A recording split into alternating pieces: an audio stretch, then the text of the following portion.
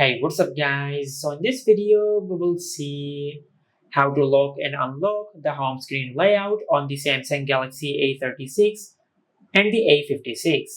Now, if you want to lock the home screen layout on your smartphone, just open the Settings app, then go to Home Screen.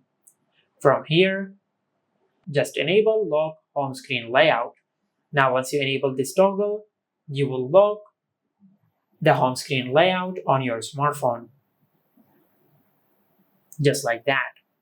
Now to unlock the home screen layout, just go back to the Settings app and disable Lock Home Screen Layout. And once you disable this toggle, you will unlock the home screen layout. And this is how you can lock and unlock the home screen layout on the Samsung Galaxy A36 or the A56. Make sure to like, comment, and subscribe. Thank you for watching.